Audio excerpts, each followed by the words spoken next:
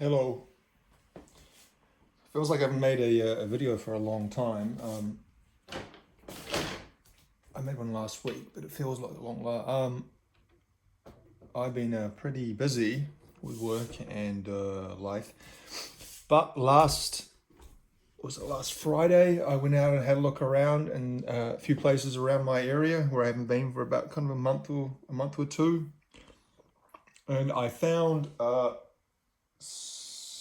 six or seven things. I'm just going to show three of them today, and then I'll do another video of the other three because they kind of, or at least these three are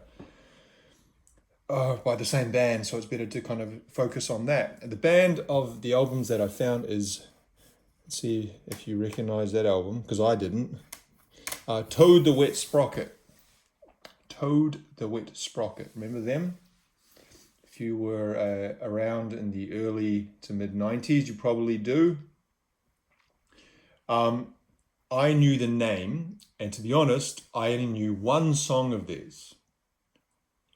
And I thought they were a one-hit wonder, but actually it turns out they had more songs that I knew. Listening through these albums, I realized I actually knew about a handful of the songs. And the songs that I didn't know, actually there was quite a few songs that I thought, oh, that's okay. There's some songs that are a bit boring, but the song that I did know was Walk on the Ocean. That would have come out around 92-ish. So this album here, now you have to forgive me because I don't know much of anything of this band, and so I'm kind of referring to things as I talk about them because this album here is called Fear, and it came out in 1991 apparently. Now we see the condition of this is actually pretty good. We still got that original kind of, I guess, what we call marketing sticker that you used to see on the outside where they'd say, hit band with these songs. Toad the Wet Sprocket, Fear, contains All I Want, Hold Her Down, Walk on the Ocean, Is It For Me? The disc itself is good. I've listened through to this a few times now. And yeah, I like it. I won't say I love it or it's amazing or anything, but in general, I think it's a good album. And their sound, Toad the Wet Sprocket's sound, how would we really classify that? They remind me a little bit of REM without REM's penchant for left field kind of, going off track. REM. These guys are much more kind of straightforward, Toad the Wet Sprocket. On their genre identifier, it says alternative rock, folk rock, pop rock, jangle pop. Jangle pop is early, but when I was listening to some of it, I did think there was quite a bit of jangle guitar in some of their sound. But yeah, they have that kind of early 90s, I guess, college radio alternative, but not really alternative. There's certainly no it's not alternative in the way of like kind of grunge. It doesn't have any kind of metal element whatsoever. But it's I guess it's a kind of music that kind of was taken and maybe repackaged in the late 90s or the early mid late 90s by bands like Matchbox 20. But I think these guys did it better. I feel that overall they've got better songs and it's got something more earthy or authentic about it. They were signed to Columbia, as you can see here, and that was the band. Now, like I said, the only song I knew of theirs was Walk on the Ocean. And I remember hearing that song when it first came out. I remember seeing the video for that on TV back in 1991, 92, 93, around that era. Now, it would have been, because I remember, it would have been the end of 1992 that I see, because I have a very specific memory of that song. I would have been, what, 10? No, 11. I would have been 11 going almost 12. So I'm just seeing the date. Okay, so it was released on October 15th, 92, which, yeah, that's exactly what I said. End of 92, start of 93. It was played on TV in New Zealand. Oh, this is not really going to be interesting for anyone else, but I was just thinking about this I was listening to this as I was driving to work, and I was kind of brought back some memories for me, and I was thinking about it quite deeply the whole day after that, where when I was 11, it was in the summer holidays. Me and my sister, I've come from quite a big family, but me and one of my younger sisters were invited by some family friends. They had some kids as well to go to it's what we call in New Zealand a batch. A batch is like a holiday home, I guess. And they had a holiday home down in about 4 hours drive from where I live, next to a lake and a volcano. There's lots of volcanoes in New Zealand, so saying it was next to a volcano is not really something special because there's volcanoes all over the place. A dormant volcano. But it was just like, a batch is a very basic holiday house, very rustic, bare bones. Often it's on tank water. We were sleeping in a caravan because the actual little holiday house itself was too small to house everyone. So some people would be sleeping in the garage, some people would be sleeping in the caravans, and some people would be sleeping in a tent on the front yard. That's kind of was the tradition of a New Zealand summer. My family didn't have a holiday home, but having a holiday home now in 2024 is something that's reserved for the very, very wealthy. Because even getting your own just regular home is bloody hard enough, let alone a holiday home. But back then in the 80s, 70s, 80s, 90s, it was actually a pretty normal thing for even working class families in New Zealand to have a holiday home down by a beach or by a lake or a river or something like that. There was, a few of the friends of my family had holiday homes. And they certainly weren't rich families. They were just normal working class people. But because the cost of living was normal, and if you had a normal job, a kind of a consistent job, and you knew how to, at least have some sense with money, it was quite possible to buy your own family home and then have a little bit extra for a holiday home. Those days are gone, sadly, because these memories I have of my childhood so I don't know, precious, I guess, that that kind of, to get those same kind of experiences now for someone like my son would be nigh on impossible. But anyway, we went down there and we were there for like a week. And this is like 30 years ago, and I can't remember every single, but I remember my overall feeling of that holiday was just so much fun. And just, it's the summertime. It was by a lake. It was with a friend. One of the guys, the kids there was a guy I went to school with. He was the same age as me. And it was just so, I don't know, like a movie or something, like an Age of Innocence, like before you're a teenager, just running around, jumping in the lake. They had canoes there, I remember, and kayaks, so you're canoeing and kayaking around the lake and having water fights, and just so amazingly wholesome. Anyway, the way that the song, because I'm getting way off track here, the way that the song Walk on the Ocean ties into that, because I remember we came back on the Sunday, and on the Saturday in New Zealand back in the 80s and 90s and probably before that, they used to have a music video countdown show on Saturday mornings, the top 40 videos. And they wouldn't play all the videos. I'd probably play about 10 of them, but they would kind of count down going through all of them. And they would also introduce new songs. And I remember one of the songs they played was the video for that song, Walk on the Ocean by Wet Sprocket.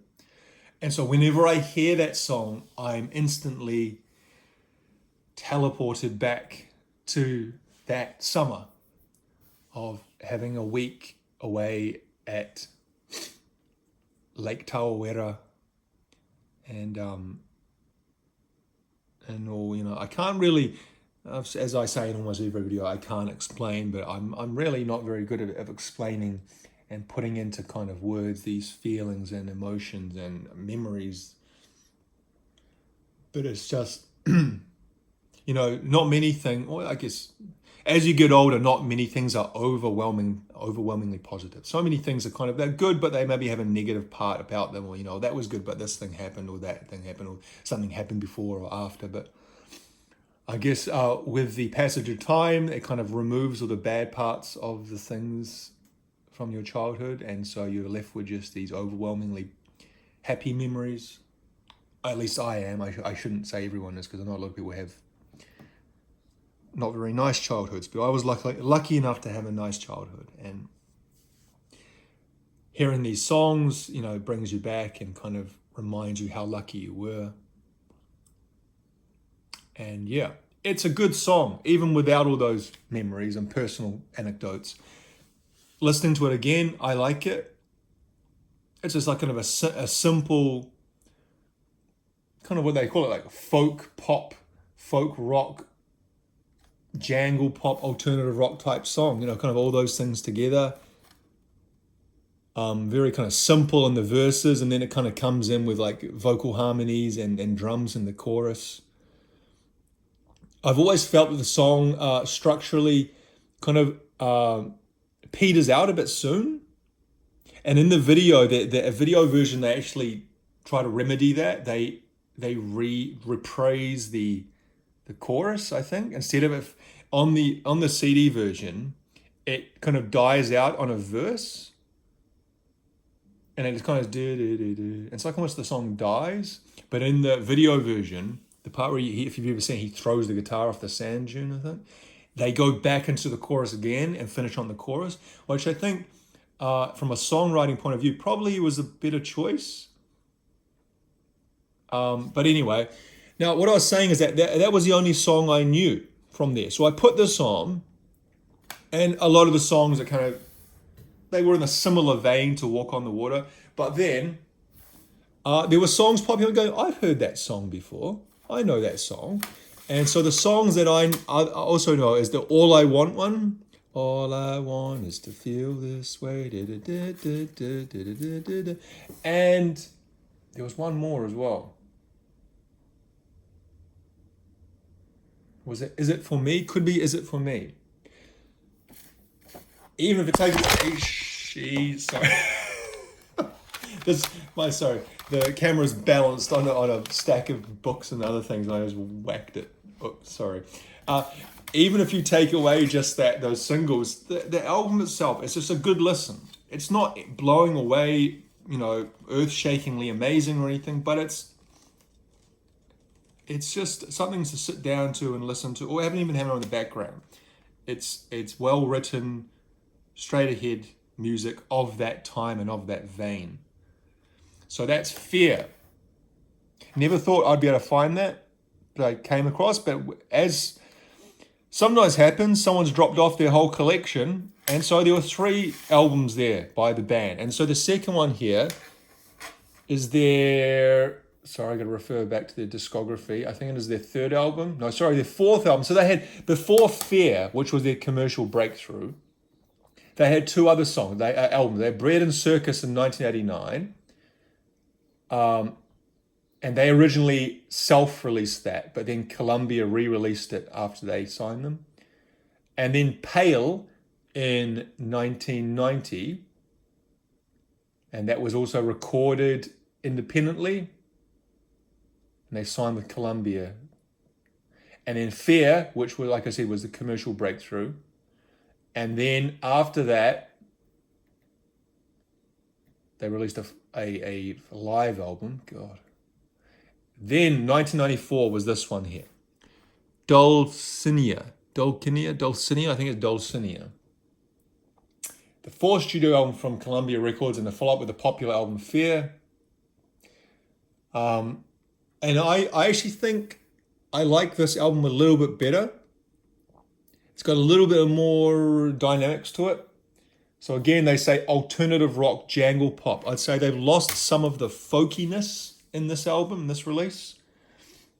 That might be because by 1994, obviously, the alternative rock thing has really picked up and taken over the world. But maybe it's also just an evolution of their sound. I don't know.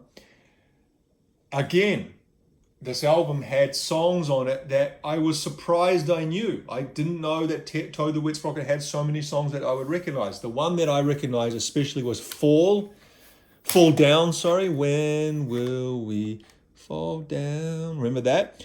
When I heard that, it was so familiar, as though it must have been on something like a TV show or a movie, or I had some kind of compilation when I was younger, because I didn't even know in 1994, I wasn't really listening to the radio much. I was listening to CDs. That was kind of 1994, 93, 94. Yes, 94 was the year that I really started getting into music. It was the first year I ever bought a CD. And I've talked about this before. My first 3 CDs when I bought a stereo system, a CD player, were U2 Rattle and Hum, Soundgarden Super Unknown, and a compilation of alternative rock called The Trip 2, which had bands like Stone Temple Pilots, Smashing Pumpkins, Radiohead, White Zombie, Buffalo Tom, Dinosaur Jr., a bunch of other bands. Anyway, I wasn't listening to the radio, so I wasn't really picking up on the more popular culture aspect of music, or the more mainstream, I should say, as I was later. Because when I got a car when I was 16, then you're driving around with the radio on the whole time. And so the radio becomes a lot bigger part of your life.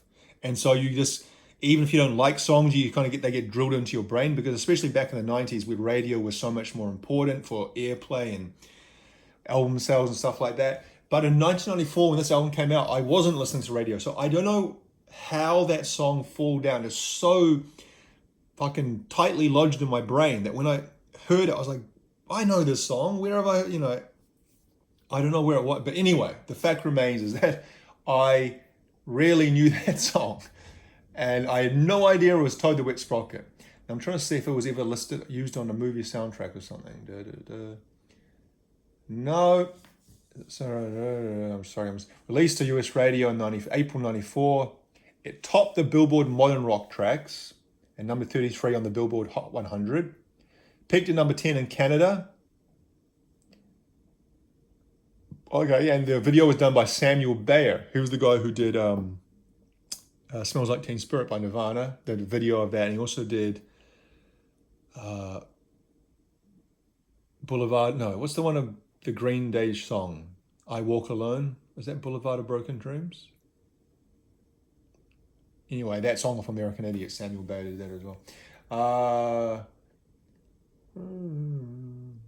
Trying to see if there's anything else here.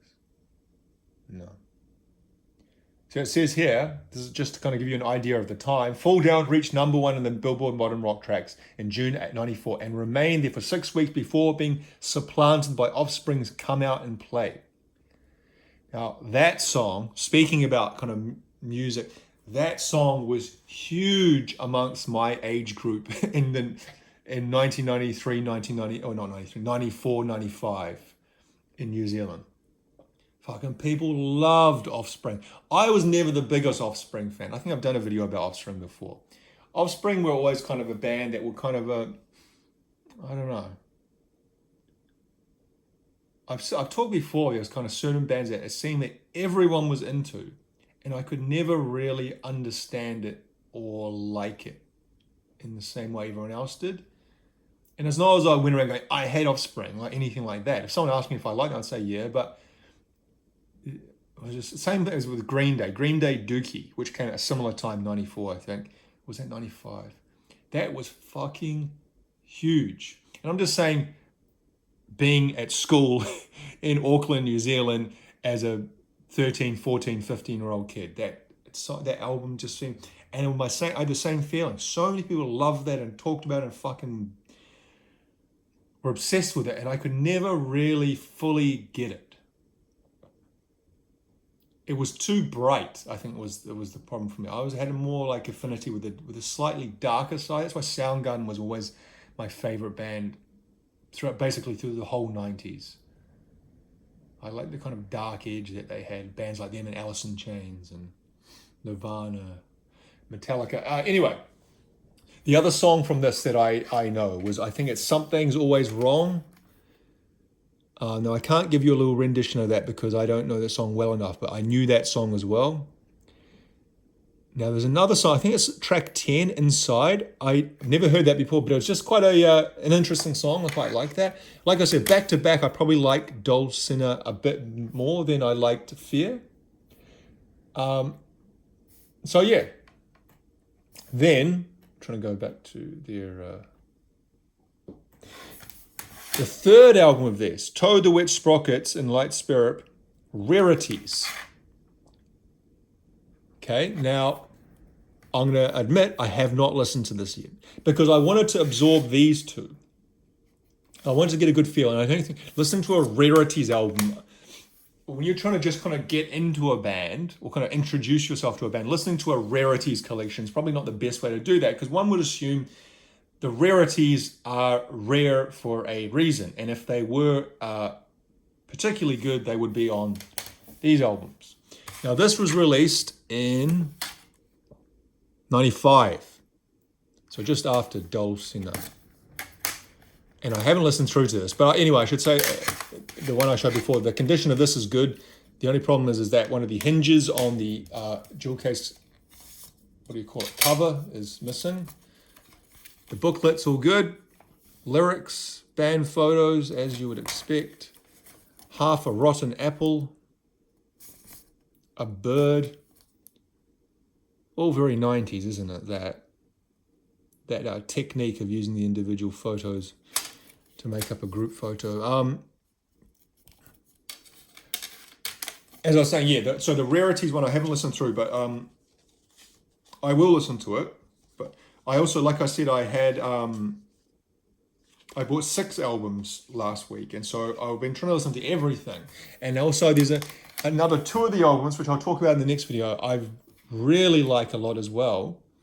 And so I've been trying to, when you get this new music, you want to kind of absorb it. You don't just want it to sit, because when I was going through a stage about 3 years ago where I was buying a lot of secondhand stuff, and by the end of the week, I had stacks of stuff, and it was all like really hard to, because a lot of it's new stuff I wanted to listen to, but it's hard to absorb things like that. That's why I've always felt that being a music reviewer, someone like Anthony Fantano on the Needle Drop, where you're just constantly listening to new music.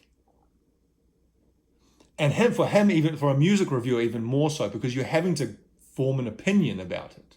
Whereas a lot of times you'll listen through to something, well, I should say, I will listen through to something, and I won't have an opinion either way. Very rarely am I listening to something and think, this is fucking awful, or this is terrible. Or the opposite way, this is amazing. It's often just like, that's okay. And I know that I will need a lot more listens to really get it. Either know that I don't like it or know that I do like it. So anyway, yeah, the Rarities album, let's see what they have in the terms of rarities. Do they have any covers? Oh, she said hope. This just looks like songs that weren't put on the original album for whatever reason. The condition of this also looks to be excellent. There's some photos of the band. So yeah, unexpected is how I'd say that. Is that if you told me 1 week ago, you're going to find 3 albums by Toad the Wet Sprocket, I'd say, I've never seen any. Like that album cover of their most famous album, I've never seen that before. Luckily, it was this way in the stack. So I saw Toad the Wet Sprocket. I was like, those guys. I would say, well, I've never said, I doubt I'm going to find anything secondhand. And if you say, well, 3 of their albums, I'd say 3 together. Who was buying 3 albums? They only had one famous song. But alas, I was wrong. They have a handful of famous songs. And if you're wondering, they, as was the way with so many of these bands at that time, they were active from 86. They formed in 86. They went through into 1998. And I guess obviously their peak was the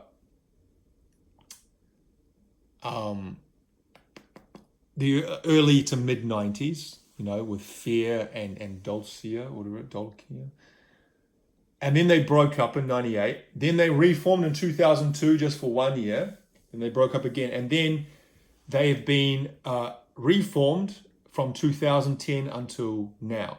And I think they play pretty much on the nostalgia circuit with a lot of those kind of 90s bands. I actually follow them on Instagram, and I do see they're touring throughout America from time to time.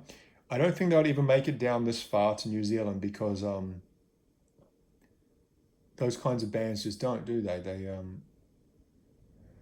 Look here.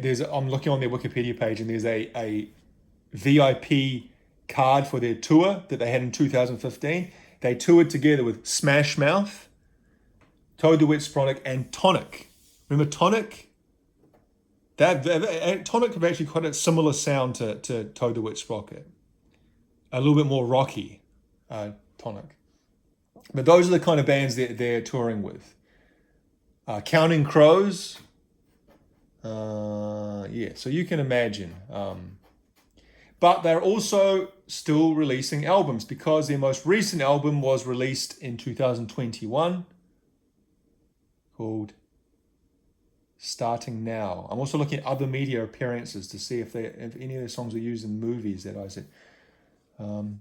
Buffy the Vampire Slayer. Fall Down was used in the film Drop Zone. Never saw that. Also an episode of the TV series My So-Called Life. Never watched that. And a TV series Billions. That's on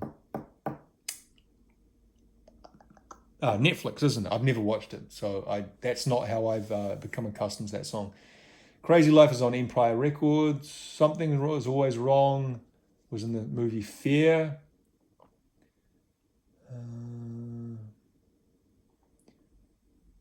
The band has 3 cover songs on compilation albums. They've done a version of John Lennon's Instant Karma, the Beatles' Hey Bulldog, and Kiss's Rock and Roll All Night. God, I can't imagine them doing that. Nothing else of real importance or interest. So yeah, I'd say if you are a child of the 90s, at least the earlier, you came of the age, because a lot of people say I'm a 90s kid, but actually find out they were like born in 1996. And so I'd say they're more of a 2000s kid, because when you say it's more of you're at the age where you're old enough to remember and consume the media. And so like I said, that era, 93, 94, was when I was really starting to get into music. And so that's why I kind of feel that is what I have a more affinity to. Whereas in the 80s, well, I was born in the 80s, but maybe 80s cartoons I have a special affinity for, but actual music, not so much, because I wasn't really at the age where I was actively consuming music. However, if you were, I sincerely do recommend these. They're not, like I said, world-blowing away, fucking amazing things, but they are not bad. And yeah, this one sold 1 million albums. Who would have thought? The other one, let's see how many other ones sold. Certifications, it sold 1 million as okay, so 2 platinum albums. One hit wonder. I was calling all this time, or I never actually called them that, but I was certainly thinking in my mind those guys were one hit wonders, but they weren't. They managed to follow up a platinum album with another platinum album. I'm guessing the one after that wasn't platinum. They won Light Syrup, that was 95. Coil in 1997. You always know if it didn't do anything if there's no certifications. But who knows, maybe it did. Anyway, we'll leave it there.